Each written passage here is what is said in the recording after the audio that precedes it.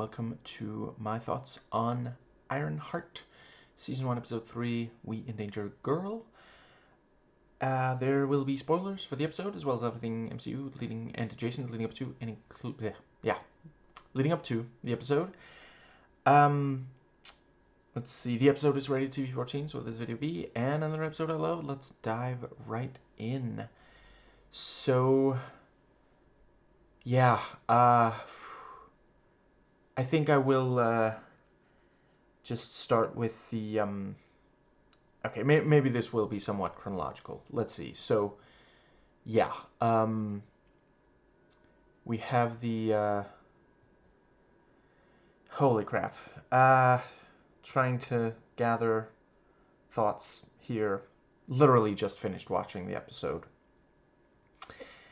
I guess I'll start with just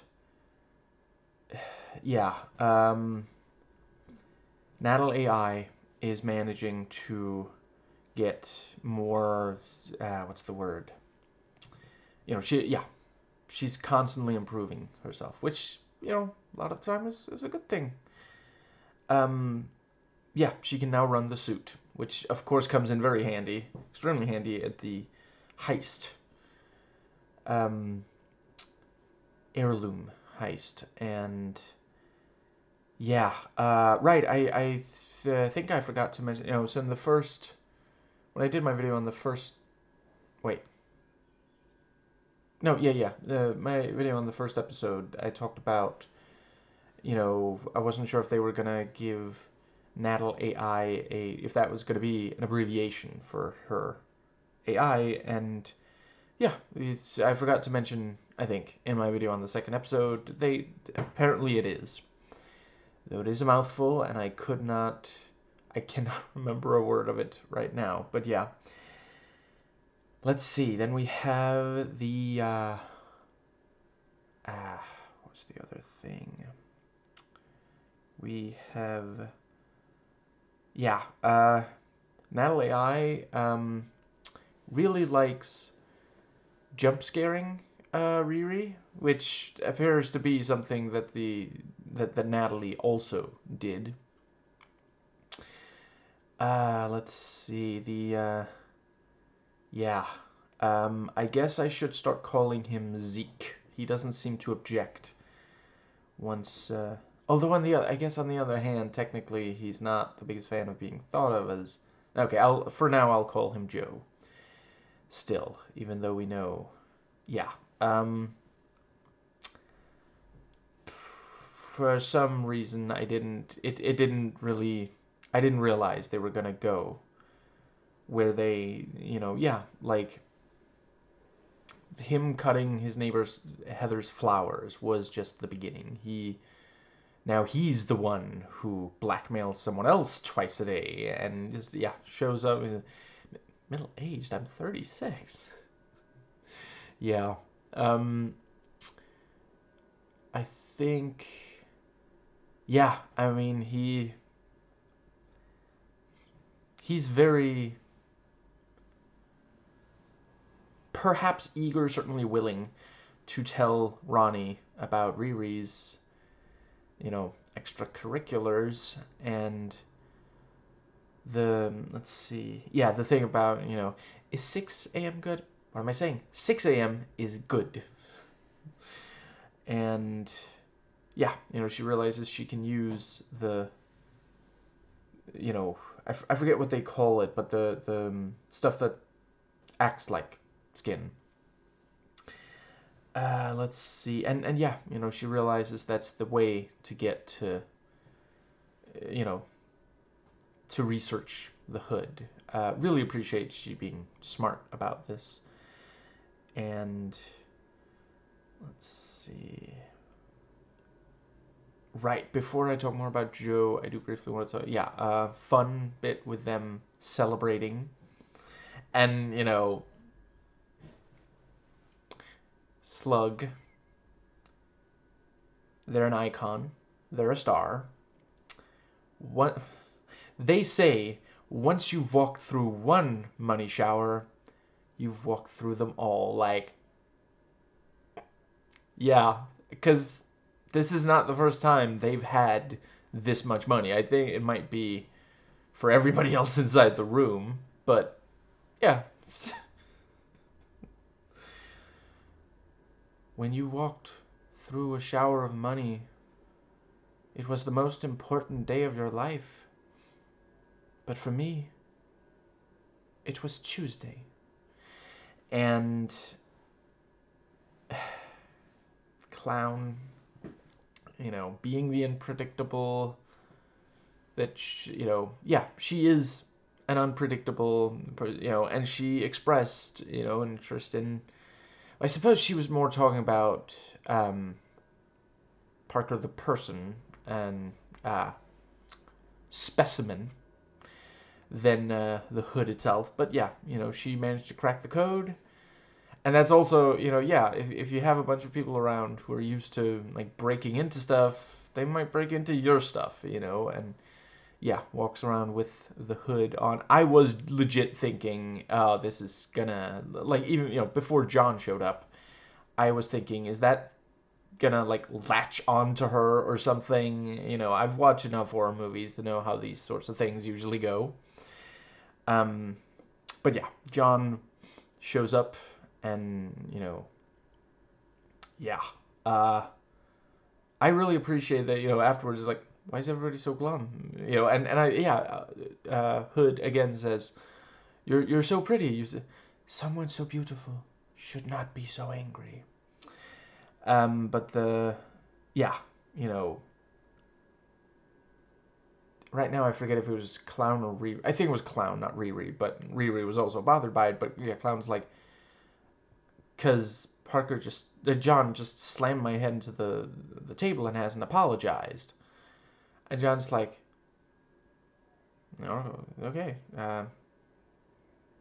sorry. That's all you had to say. And the let's see, yeah, clever thingy of like, you can't get any metal inside, so Riri's gonna have to stay outside, which of course also means that they're not, you know, they expect her to be in the suit but outside, so no one's gonna come looking for her in the suit inside. Good bit of yeah, really liking the heists so far. I suppose at this point I'm not entirely sure they're actually going to go through, or maybe it's just that Riri won't be part of the third one because of what the Hood sees there at the end. But let's see. I think that might pretty well get us. I guess I'll just briefly say, so yeah, the cops show up as, yeah, a couple of tools of the storytelling, telling Riri the story that we already know. Yeah, Rampage is dead. I quite like that there's still, characters will still say, well, sometimes he went by Rampage, if that helps, so that's, yeah. Um, yeah, I appreciate that it doesn't become, like, propaganda, because seriously, ACAB, I wasn't really expecting to. God, I hope it doesn't. In the last 3 episodes, the show's not over yet. It's possible. I'm speaking too soon. The show so far, these first 3 episodes did not become propaganda. Right, I like the Ironheart was spelled out. The title screen was the money on the floor, and in the episode before this one, I forgot to mention, it was the sign, the street sign. Nicely done. I really like that they're doing that. I think more of these should be creative. It reminds me of one of the best DCEU films, the Suicide Squad, the 2021, not the 2016 Suicide Squad movie, and yeah, seen a lot in comic books as well. I think that does, and I appreciate that Riri, she doesn't like push away. She actually confronts John, by the end of the episode. Yeah, she goes to Joe and, it's like apologizes for being late. I guess it's good that he's not that far along in his village and origin villain origin. There we go. That yeah. Um, and yeah, he maybe maybe it was better when he was like, oh, I'm not gonna touch all this tech, because now he's like implanting it. Yeah. But yeah, she managed to help. I did like. It was pretty funny when she's like trying to help with the skin, and he's like wincing. He's like, ooh, and then he's like, yeah, I'm just kidding. I put down local anesthetic. But yeah, there's the thing about the skin, and he notes you're gonna use my tech for more illegal stuff. And let's see, right? Also, a good cover by her was oh, Rampage and I were at the same job interview. We exchanged numbers. That's all, because yeah, I mean, it should in real life. A lot of cops would not just accept something that makes that much sense, but doesn't allow them to hurt a minority. But this is the MCU, where a lot of the time cops are trusted. Let's see. I think that might just about be the yeah. So she is yeah. Riri is looking, and there's the thing about put Dad down. Dad. Oh, that shit drops it on the floor. Which, like, wow.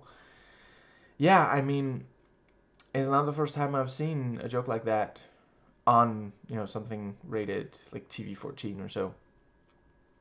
I ain't cleaning him up. R.I.P. Conchata Farrell.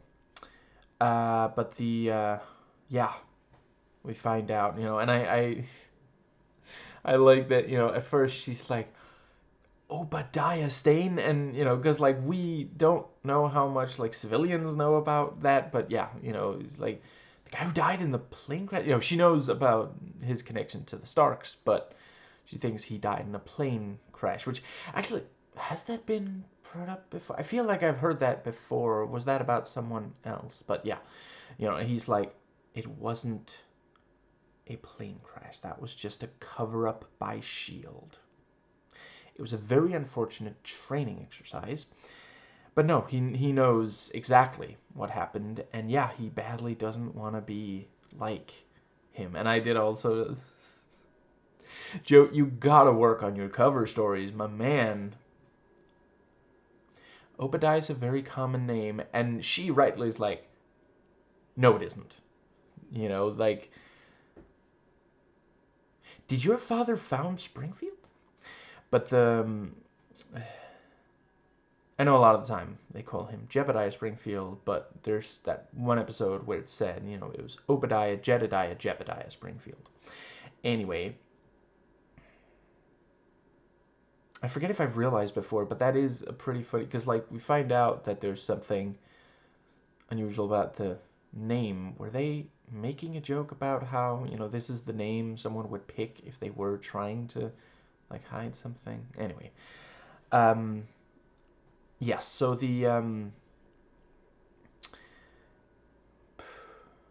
yeah, it is a genuinely compelling. I don't know how far they're going to, like, if they take his character much further in the direction they are right now, he will end up a villain. I hope that they're not gonna, because we got to get away from stories where, like, if one or more of your parents or family members were villains, then you're gonna be as well. So yeah, I hope that isn't where they take it. But yeah, we'll see. I think that might pretty much cover. Let's see. Yeah, they talk again about, Joe asks again, why are you building the suit? And she's like, I told you, because I can. Because it's gonna be iconic. Ironic, don't you think? because it's made of iron. And the let's see, where did we? I guess that does get us to the heist. I don't think there's anything else in between. And right, the thing about, we don't actually have anything on, you know, uh, heirloom, guy. And the thing about, do you have to interrupt the I'm afraid I forgot the word, but the thing he's doing, and yeah, it's obvious. It's because you know the words, the quote that the heirloom guy gave, saying, oh, these are just nobodies. You know, the guy in charge is just number two, and Hood is like, nobody calls me that anymore. You're either the most powerful person in the room or you're nobody. And yeah, just very recently got around to watching the Aladdin remake, and it was better than I thought. It's not like the best thing ever. You know, the remakes are still obviously mostly about money and copyright and such, but there are things in there that really worked. Um, yeah. So Hood pressures, and John goes along with it, and that brings us to the heist itself, and Clown saying, like, giving up. They're giving up metal, although Riri keeps some on herself, and later we do also see, yeah, that triggered the alarm, and the which is a fun kind of, like, because so the shady people are telling her to follow their orders, and because she didn't, people ended up dead, and this whole situation, so there is, it's not that they were like the good guys here or something, but just I appreciate that, it wasn't. We have so many stories where when bad things happens, it's exactly what the villain wanted, but here it actually technically wasn't, and there is again this thing of play with fire, you're gonna get burnt. But yeah, Clown, giving up metal, like, everyone except for Riri. It's like, saying goodbye to her bomb, and it's like, don't worry, I'll come back for you, baby. Just I gotta say, she is one of my favorite new characters of this one. Like, overall, I do think Riri is the very best character. I'm glad that I got onto that thought train track, because yeah, really loved the trip to Gary's, and yeah, they are actually still exploring the PTSD. I appreciate that greatly, and yeah, Riri has another panic attack, and Natal AI tries to calm her down, and yeah, seeing Natalie right there in the chair, and then the gunfire, and she's not on the chair anymore, and it's such a great, because that is how I've never been involved in any way in a death that was quite that sudden, but when people you know when people close to me have died, I did move seats. I mean, it was this thing of, like, yeah, you look at something that, because it's a piece of furniture, it does, like, it by itself is not, there's nothing like super special about it, but it was, she saw Natalie sitting there, then there was gunfire, and then Natalie wasn't sitting there anymore, and sometimes the brain latches on to things, like, because it's too sudden. It just, you can't really, the human brain wasn't really made to fully be able to process things like this. it's still very imperfect. And I'm not saying, oh, we just gotta have computers do our thinking for us or something like that.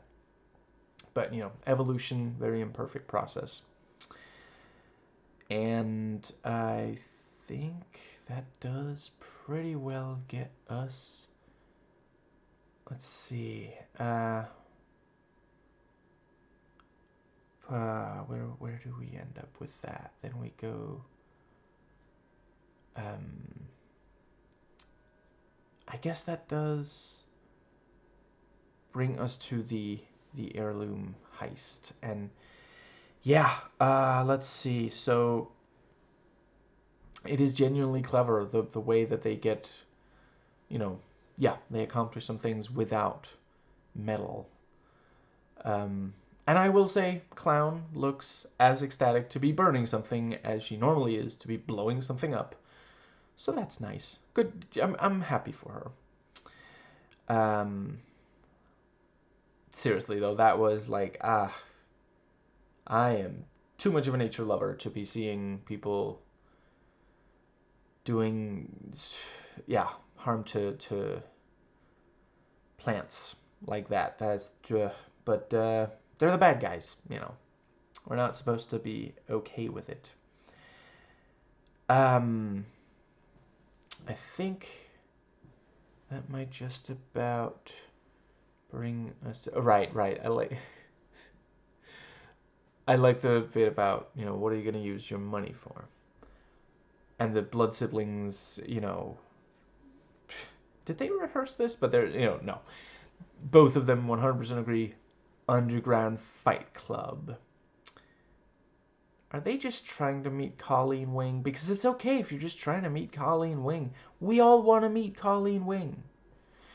But the, I think it was, yeah, Clown, like, I'm going to build a school to launder all my black market explosives. Yeah. I think that pretty well gets... Right, so back to Heirloom. Yeah. Riri... There's also... Yeah, I thought they did a really good job. Like, so far the heists, they're not quite... she asks, are we Ocean's 11? And, or Sopranos, and he's like, what's the difference? Which is also like, there's a difference. I haven't watched very much Sopranos. It's mostly like clips and reviews and such, but no, there's a difference between how I think I've only watched the first of the Ocean's movies, but even so, yeah, this is not as like intricate of a heist as those. It's like, so far you're looking a little bit more like Sopranos. You're not looking, you do not have the level of, but I mean, I think the first Ant-Man movie, I know not everybody thinks it went far enough. I suppose I'm not saying it went far enough, certainly not too far enough, but I did appreciate its heist stuff. But yeah, so far these heists, not as complicated and complex.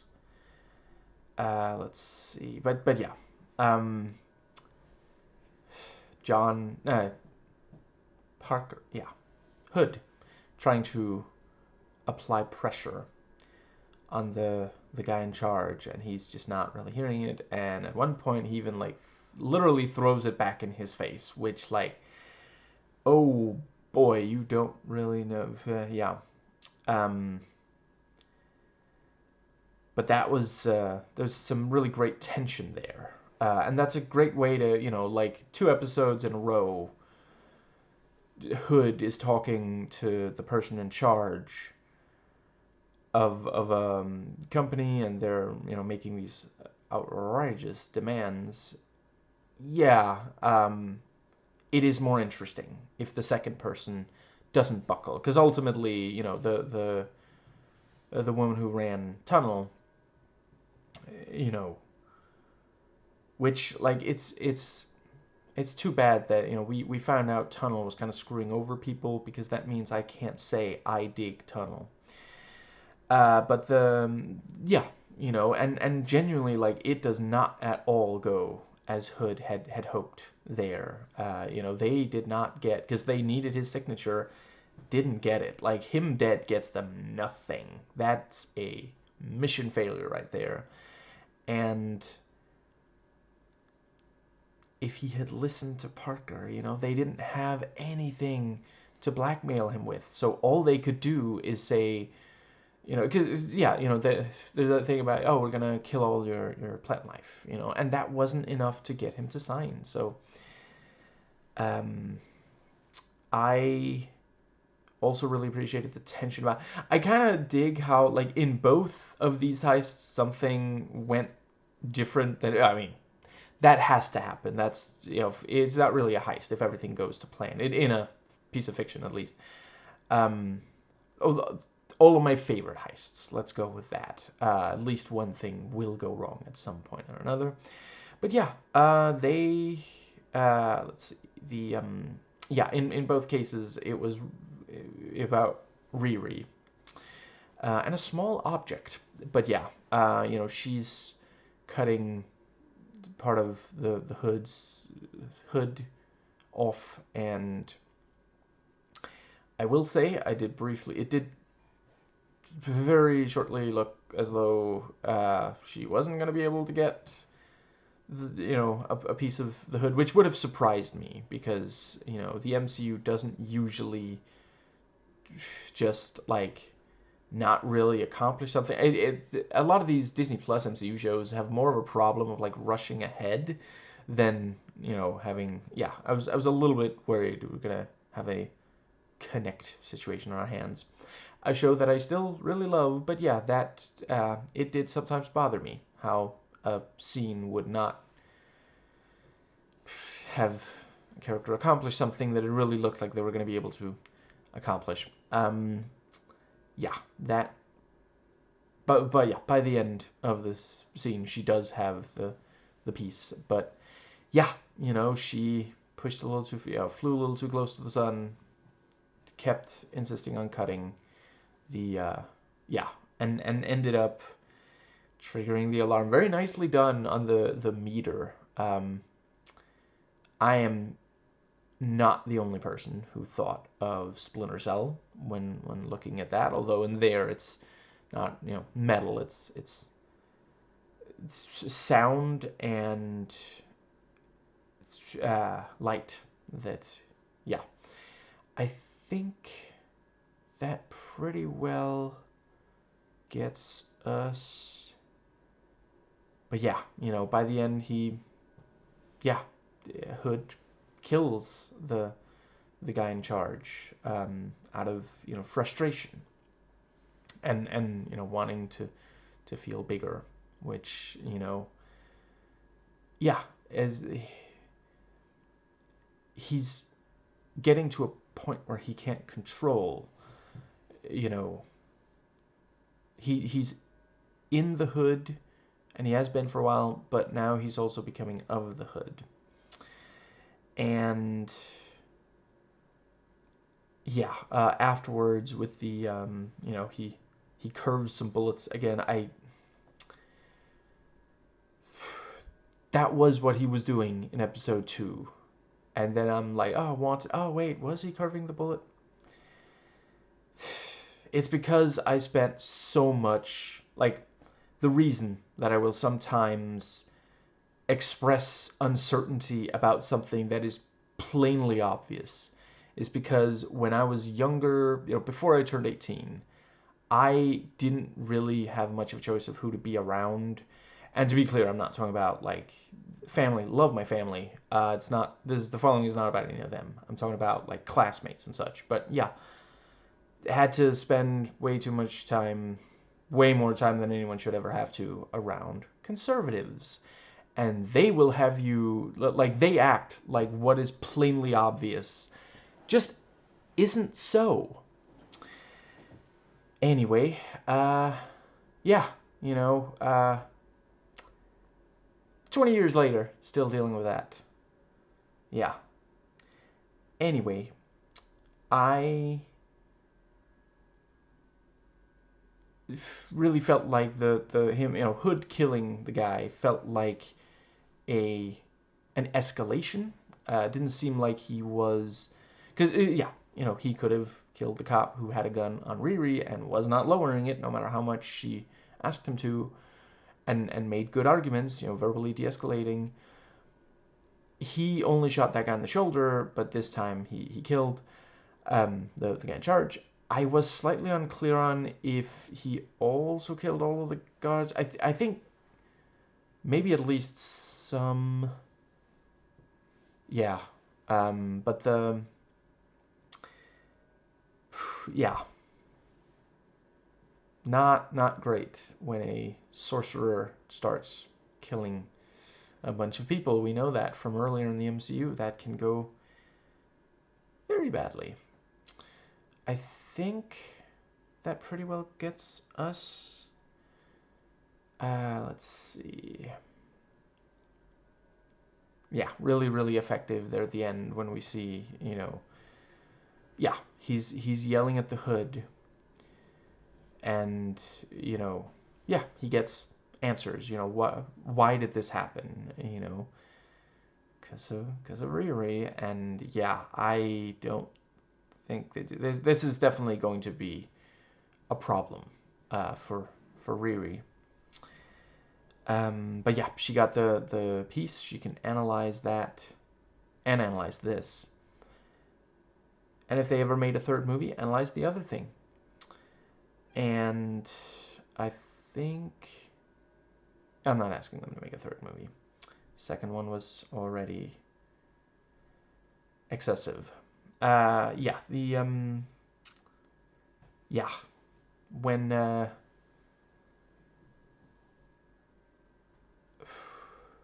it was genuinely very intense when they're like, the thing about, oh, they're going to suffocate if they're, because of the doors closing and the I forget what they said, but yeah, that is one of those that you can't breathe for yeah, an extended period of time. And it's confirmed Slug can't do anything about it through the hacking. Let's see, I think that pretty much gets us. Yeah, the very, very effective confrontation. Yeah.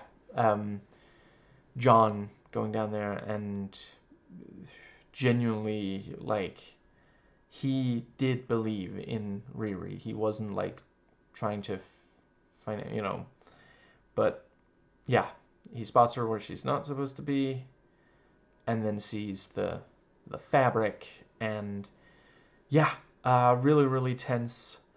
I guess this is the end of his character.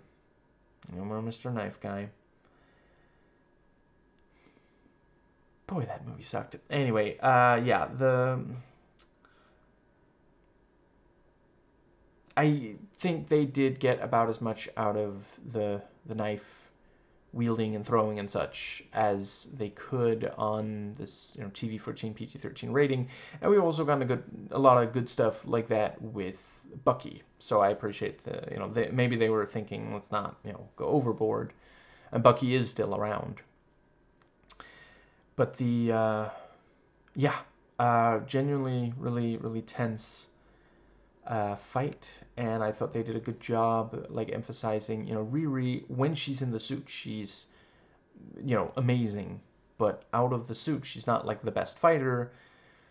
John is a really, really lethal individual, so Riri spends a good chunk of it just, like, trying to put distance between them, and stuff like that. And yeah, I thought that was a good way to handle that. I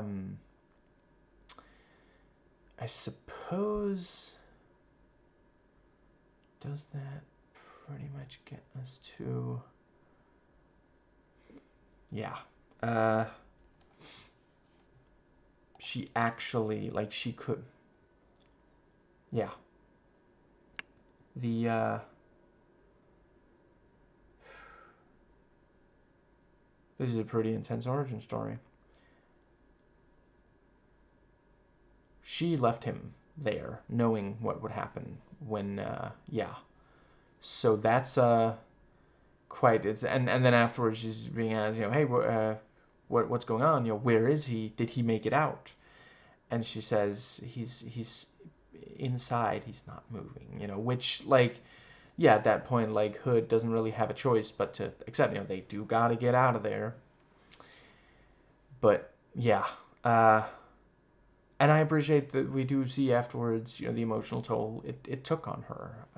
And I get, a lot of people would say, well, he just tried to kill her.